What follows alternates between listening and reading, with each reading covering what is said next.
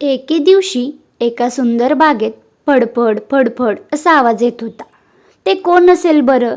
अरे वा, ते होतं रंगू फुलपाखरू. रंगूचं नाव तसंच होतं कारण त्याच्या पंखांवर इंद्रधनुष्याचे सगळे रंग होते.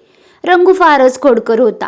तो रोज सकाळी उठायचा आणि म्हणायचा, आज कोणाला हसवू बरं?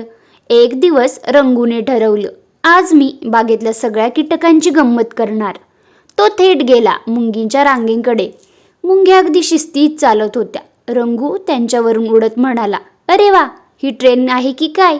मुंग्या चिडून म्हणाल्या, रंगू इथून उड, पण जास्त उड्या मारू नकोस. रंगू हसत हसत पुढे निघून गेला. थोडे पुढे गेल्यावर त्याला भेटले बेडूक मामा.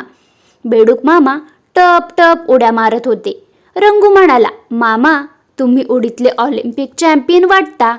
बेडूक मामा हसून म्हणाले, आणि तू रंगातला चॅम्पियन आहेस रंगू. सगळ्यात मज्जा आली ती तेव्हा जेव्हा रंगू आरशासमोर बसलेल्या फुलावर जाऊन बसला. त्याला वाटलं, अरे, माझ्यासारखंच अजून एक फुलपाखरू. तो म्हणाला, हाय, तू कोण? पण समोरून काहीच उत्तर आले नाही. तेव्हा रंगूला कळाले, अरे बापरे, हे तर माझंच प्रतिबिंब आहे. रंगू स्वतःवरच हसू लागला. संध्याकाळी सगळे प्राणी जमा झाले आणि सगळे म्हणाले, रंगू, तू खूप खोडकर आहेस, पण तुझ्यामुळे बाग नेहमी हसरी राहते. ते ऐकून रंगू आनंदाने म्हणाला, हसू पसरवणं हेच माझं काम आहे.